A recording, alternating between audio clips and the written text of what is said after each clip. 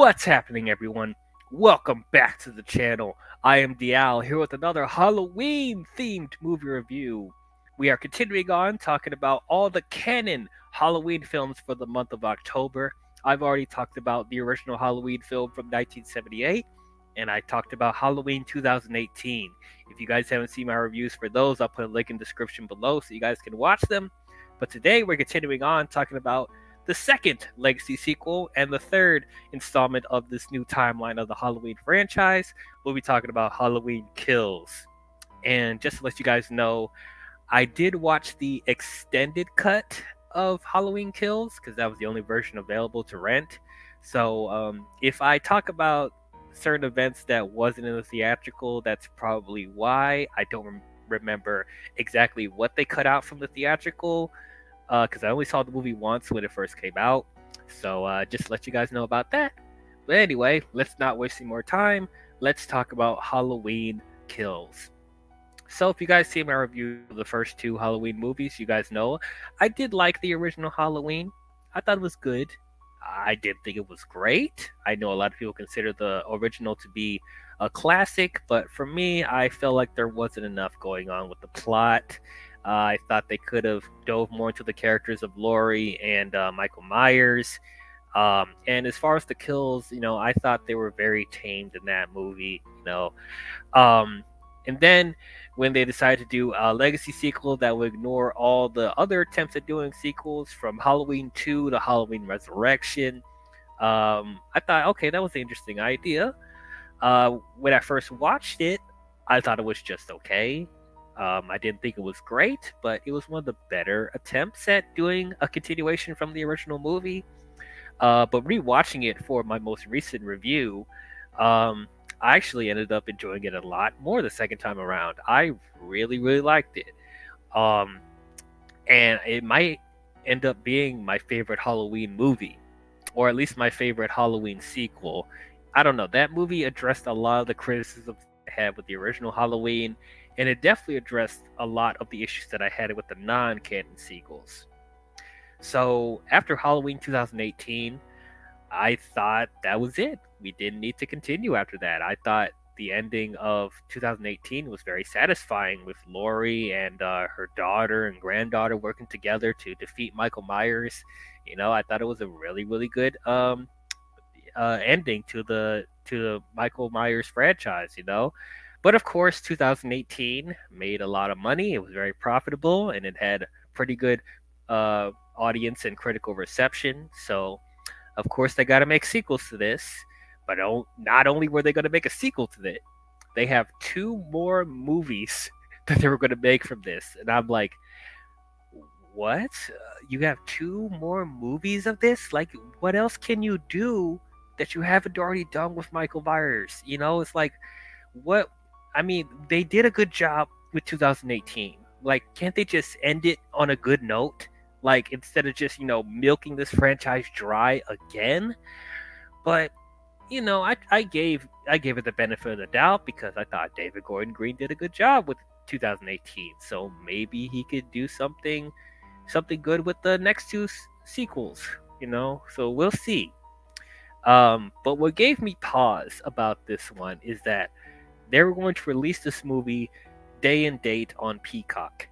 And that kind of worried me as well because a lot of the times when movies are released day and date on a streaming service, that means that they don't have a lot of faith in it a lot of the time. And, from a financial standpoint, you release a movie day and date on a streaming service, it definitely affects them from making as much money as they could have. Just look at when Warner Brothers did day and date releases for all their 2021 movies on Max.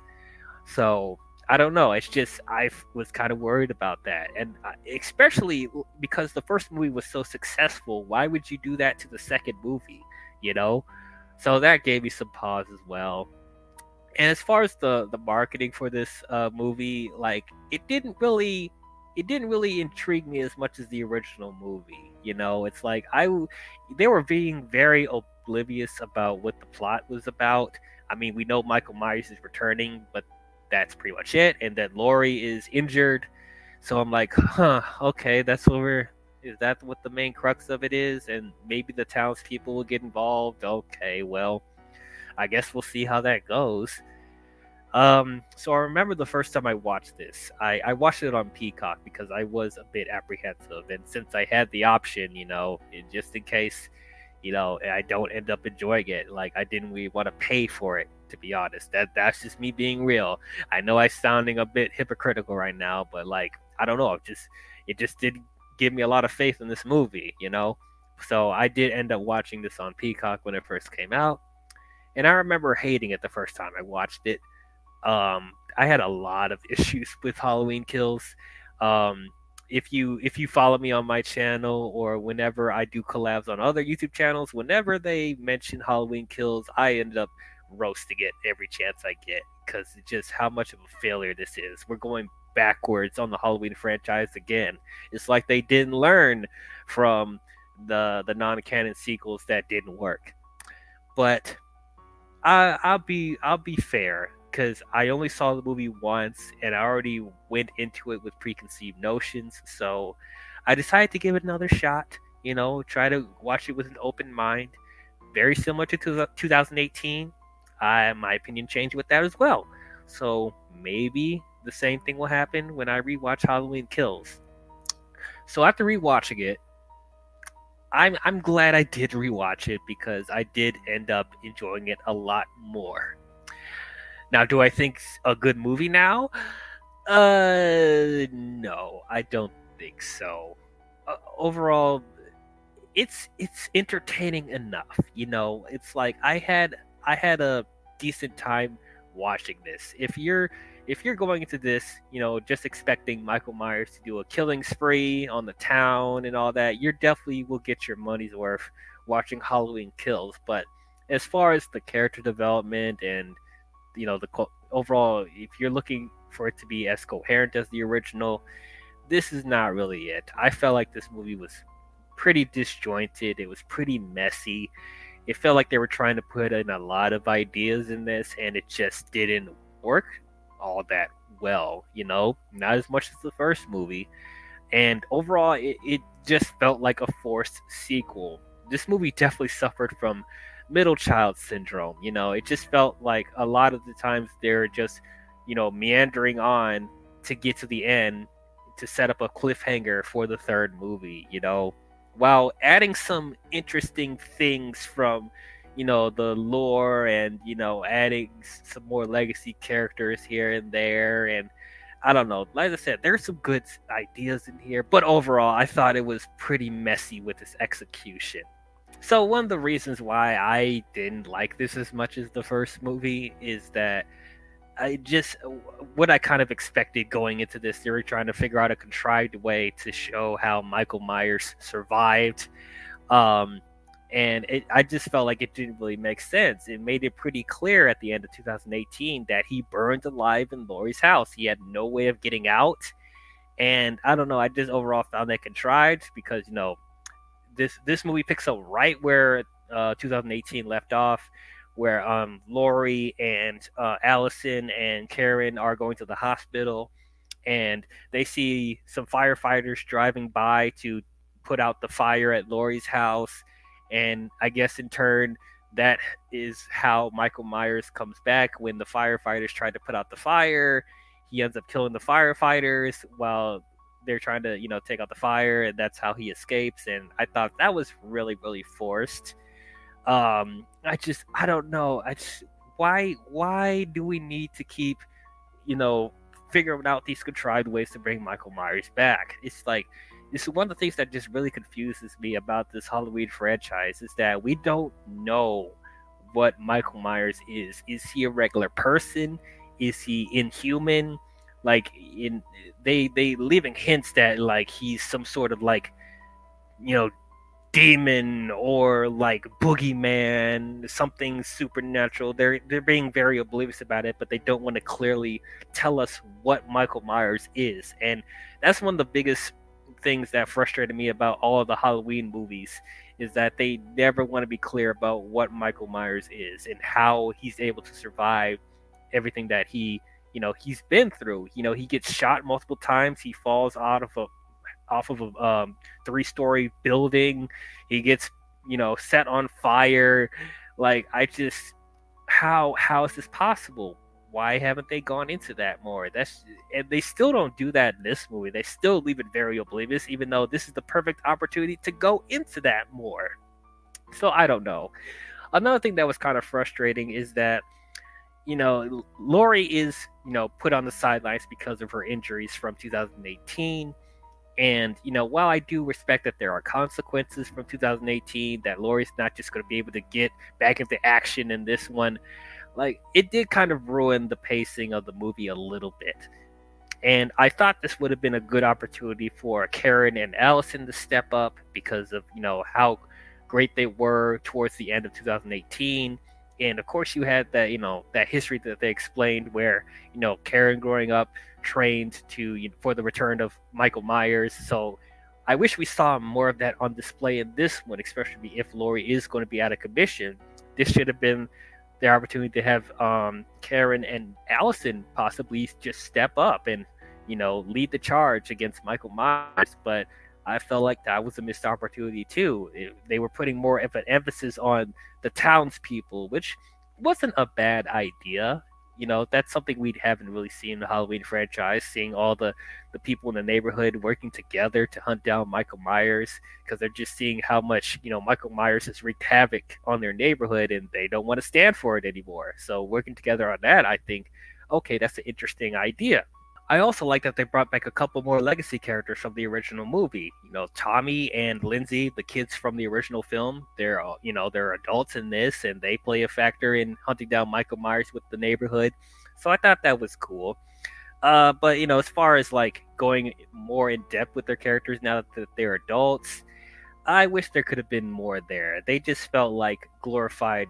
Well, I wouldn't say glorified cameos, but it just felt like they brought these characters back because remember these guys from the original movie? Now they're playing a bigger part, and that's pretty much it. We don't get to know them more as characters and seeing how much they changed from when they were kids.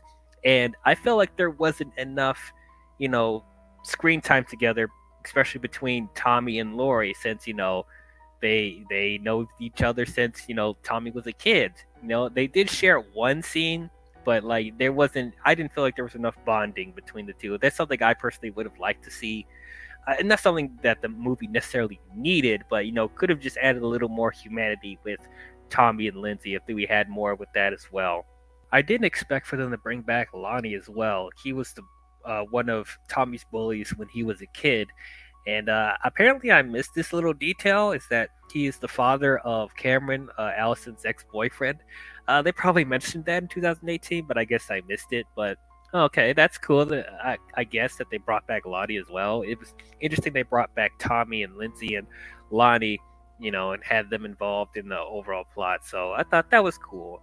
They actually addressed one of the questions that I had from 2018, because they didn't really explain how Michael Myers got captured after the first movie, the 1978 movie. They didn't explain how he got captured because at the end of 1978, he escaped. So I liked in the beginning of Halloween Kills, they actually filled in the gaps there, and they addressed how did Michael Myers get captured right after, right after 1978, and it had to do with Officer Hopkins going after him, and there was like this tragic backstory that he had with one of his partners. So I thought, okay, that's cool. I liked how they did that, and I like the details that they did with trying to make it feel like the original Halloween in that flashback, as far as like how it looked, the cinematography, and even the score, the minimal score. Because remember, in 1978, they did have a minimal score there.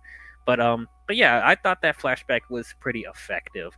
There was some like, clunky stuff with the person playing Donald Pleasant's character from the original movie. Like I could tell that wasn't Donald Pleasance, and he was kind of overacting there. But like outside of that, I thought that was pretty effective.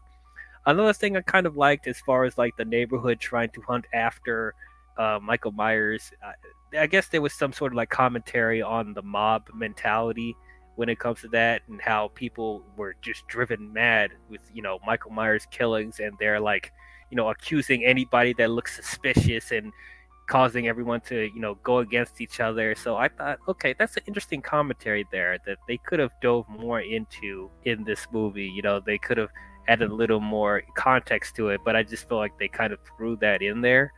um, but yeah, that's what this movie overall felt like. They were just throwing ideas in here without properly uh, making sure that it flowed with the story at hand, you know.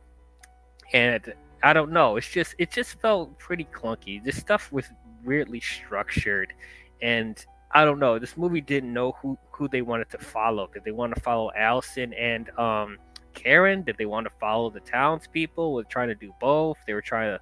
I don't know. It just felt very disjointed. I wasn't as engaged as I was in the first movie, you know? And it just felt forced that Michael Myers, survived that fire in the house, I just couldn't get over that as well. I guess it's more entertaining, the kills that Michael Myers has in this. He is brutal in this movie. He is extremely violent. The kills in this are just wow. But at the same time, I kind of would call it a criticism as well because there's certain stuff that felt overkill from Michael Myers. Like there's this one scene where he kills this old couple, and they have this old guy straddled on a top of a table counter, and Michael Myers is continually impaling him with numerous knives after he's already dead. I'm like, okay, dude, he's dead now. You can stop now. Or there's a scene where Michael is like putting someone's head in between like a stairwell, and like he's knocking his head back and forth over and over again till his neck is broken, and he's clearly dead at that point. But to add an emphasis on how dead he is, he has to twist his head numerous times to make sure that he's dead. It's that type of stuff where I'm like, okay, does he really need to do that? Like the kills in 2018 were brutal, but like he didn't feel like it was as excessive as it was in this movie. And there's probably some people that like how brutal he is and how excessive he is with the kills. But for me, I just felt like it's them being bloody for the sake of being bloody. That's the type of stuff I criticize with slasher films today when their kills are like overdone. This was like treading on that a little bit for me, and that's actually one of the criticisms that I had with the Rob Zombie Halloween remakes, is that their kills were overdone. So I don't know. I was entertained by it, but at the same time they could have pulled back a little bit on that, at least in my opinion. And going back to the neighborhood and like the mob mentality stuff that they were trying to address in the movie, I don't know. I felt like that was also very clunkily put together because like they're going after people that clearly don't match the description of Michael Myers because they look, I don't know, they look slightly disfigured, or I don't know. It's just, I don't know. It just felt like the neighborhood could have had a little bit more logic when hunting down Michael Myers because they know what he looks like. They know what he dresses as. They know how tall he is. And it's like they go after certain people that looks even a slight bit suspicious, even though they don't match what Michael Myers would look like or what Michael Myers would be doing.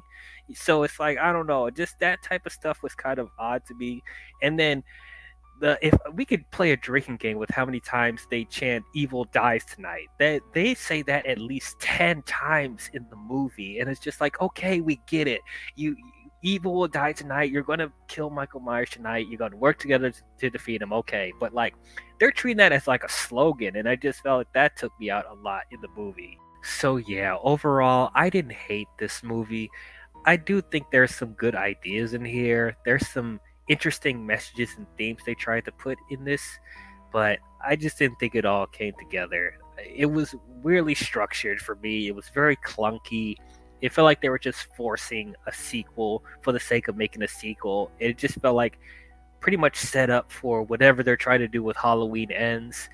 And I don't know, I just felt like it was a big disappointment, especially coming off of 2018. Um, I wish Laurie was in it more. But if you weren't going to have Laurie in it as much, they should have gave Karen and Allison more things to do. Because it definitely felt like a drop off, especially coming off of that final confrontation in 2018. I thought it was an interesting idea with the people in the neighborhood and Tommy and Lindsay and Lonnie, helping out to hunt down Michael Myers.